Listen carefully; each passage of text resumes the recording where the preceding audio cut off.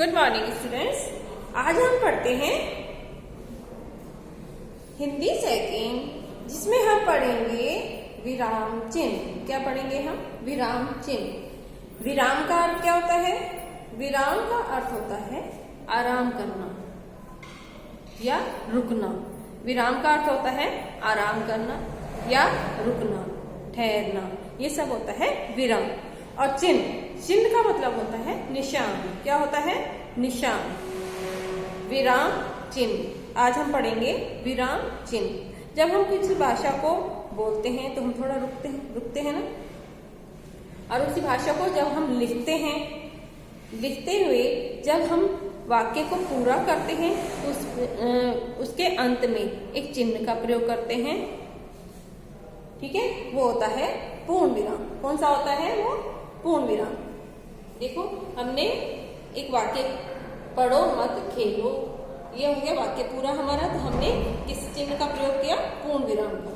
हम इस वाक्य के बाद रुक गए, हमने आराम किया। तो इस वाक्य को लिखने के बाद फिर हम एक चिन्ह का प्रयोग करेंगे, पढ़ो मत खेलो। ठीक है, तो वाक्य, तो इसमें हम क्या पढ़ेंगे? विराम। विराम का अर्थ होता है रुकना, आराम करना, और चिन्ह होता है निशान। तो इसी तरह अब देखो, इसमें हम कोई भी वाक्य लिखते हैं या बोलते हैं या तो हम किन्हीं लिखते समय हम किन्हीं चिन्हों का प्रयोग करते हैं। जैसे ये वाक्य है पढ़ो मत खेलो, तो ये वाक्य पूरा हो गया। इसमें हमने विराम चिन्ह का प्रयोग किया। इसके बाद अगर हम अल्प विराम लगाते हैं, देखिए इसी वाक्य में हम दो जगह अल्प विराम लगाएंगे। जैसे हम अल्प विराम लगाएंगे तो दोनों का अर्थ अलग अलग हो जाएगा। जैसे ये है पढ़ो, ठीक है। इसके बाद अगर हम अल्प विराम का प्रयोग करते हैं तो इसका सेंटेंस क्या बना? पढ़ो मत खेलो। क्या बना? पढ़ो मत खेलो। हो गया, एक सेंटेंस बन गया, पढ़ो मत खेलो। इसी तरह हम दूसरा लिखेंगे, पढ़ो मत खेलो। ठीक है, इसके बाद हमने लगाया पूर्ण विराम। जैसे ही हमने पढ़ो के बाद अल्प विराम का प्रयोग किया तो इसका मतलब हो गया पढ़ो मत खेलो, यानी खेलो मत, पढ़ना शुरू करो। ठीक है, अब हम लगाएंगे पढ़ो मत, मत के बाद लगा दिया अल्प विराम, तो इसका दूसरा अर्थ निकल गया। क्या निकला? पढ़ो मत खेलो। क्या हो गया?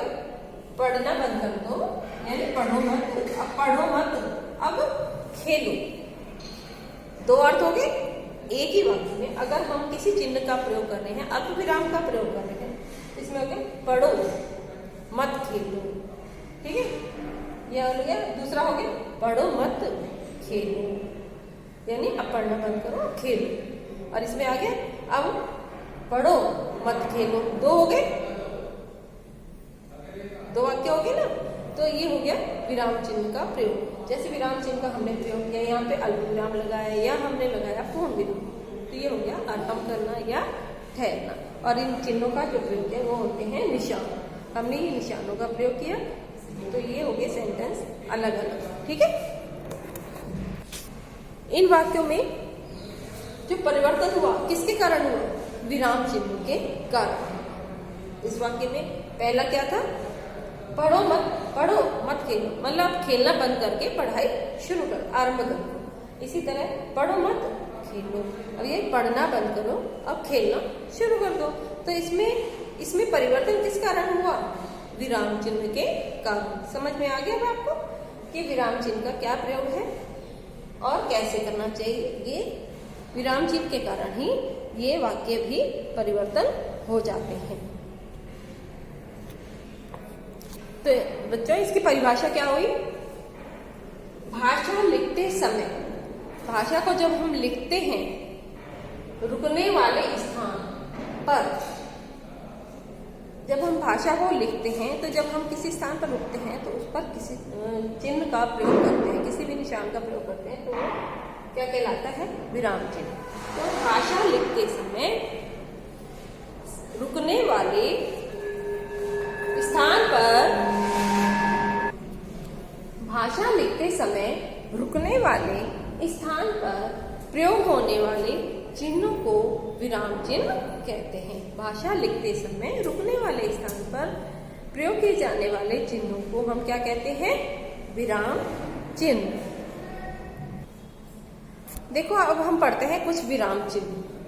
कौन कौन से होते हैं? देखो, एक होता है पूर्ण विराम। ठीक है, कौन सा होता है? पूर्ण विराम। पूर्ण विराम का साइन मतलब पूर्ण विराम का चिन्ह कौन सा होता है? ये वाला, जो वाक्य के अंत में लगता है। इसी तरह है अल्प विराम। अल्प विराम कौन सा होता है? जो वाक्य के बीच में जब हम थोड़ा रुकते हैं, वाक्य के बीच में जब हम थोड़ा आराम करते हैं, रुकते हैं, तो अल्प विराम का प्रयोग करते हैं। ठीक है, ये होता है अर्ध विराम। कौन सा है ये? अर्ध विराम। अर्ध विराम होता है ये वाला।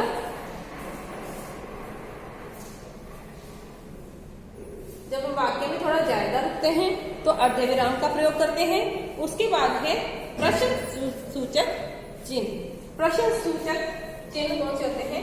जो प्रश्न पूछने के बाद अंत में लगते हैं, ये वाले होते हैं प्रश्न सूचक चिन्ह। प्रश्न जब पूछे जाते हैं तो उसके अंत में जब जिस चिन्ह का प्रयोग किया जाता है वो होता है प्रश्न सूचक चिन्ह। उसके बाद है आश्चर्य सूचक। आश्चर्य सूचक चिन्ह कौन सा होता है? जिसमें आश्चर्य के भाव होते हैं, ये होता है आश्चर्य सूचक चिन्ह। कौन सा है ये?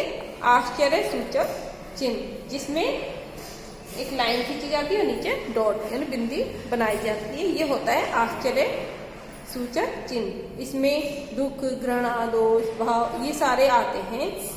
सुख दुख का भाव जो आता है वो, उसके बाद जब हम उस चिन्ह का प्रयोग करते हैं वो होता है आश्चर्य सूचक चिन्ह।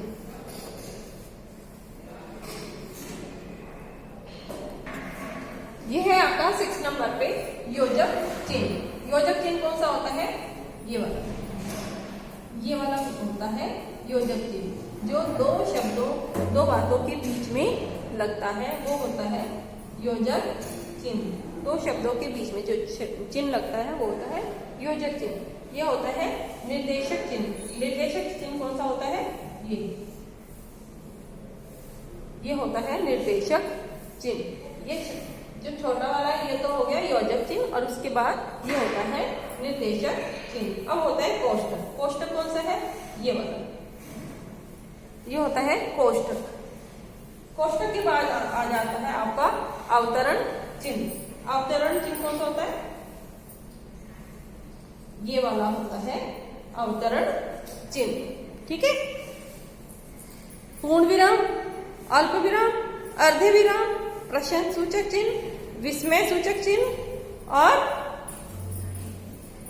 योजक चिन्ह, निर्देशक चिन्ह। उसके बाद आ जाता है कोष्टक। कोष्टक के बाद है अवतरण चिन्ह। कौन सा है ये? अवतरण चिन्ह। तो चिन्ह आपको पता चल गए हैं कितने?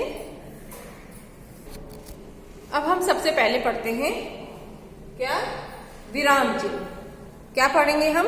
विराम चिन्ह। विराम चिन्ह, पूर्ण विराम। सबसे पहले हम क्या पढ़ेंगे? पूर्ण विराम। पूर्ण विराम में क्या आता है? साधारण वाक्यों के अंत में पूर्ण विराम का प्रयोग किया जाता है। साधारण वाक्य के अंत में हम पूर्ण विराम का प्रयोग करते हैं। पूर्ण विराम का चिन्ह कौन सा है? ये वाला। ठीक है, ये पूर्ण विराम का चिन्ह है ये। ठीक है, साधारण वाक्यों के अंत में हम पूर्ण विराम का प्रयोग करते हैं। पूर्ण विराम कौन सा है? ये वाला। जैसे हमने प्रयोग किया, पक्षी उड़ रहे हैं। क्या प्रयोग करेंगे?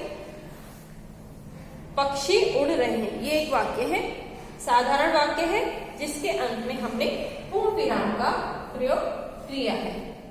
इसी तरह विद्यार्थी स्कूल जा रहे हैं। कौन सा है? विद्यार्थी स्कूल जा रहे हैं। ये भी एक साधारण वाक्य है, जिसके अंत में हमने पूर्ण विराम का प्रयोग किया है। पूर्ण विराम कौन से होते हैं? साधारण वाक्यों के अंत में प्रयोग किए जाने वाले चिन्ह पूर्ण विराम कहलाते हैं।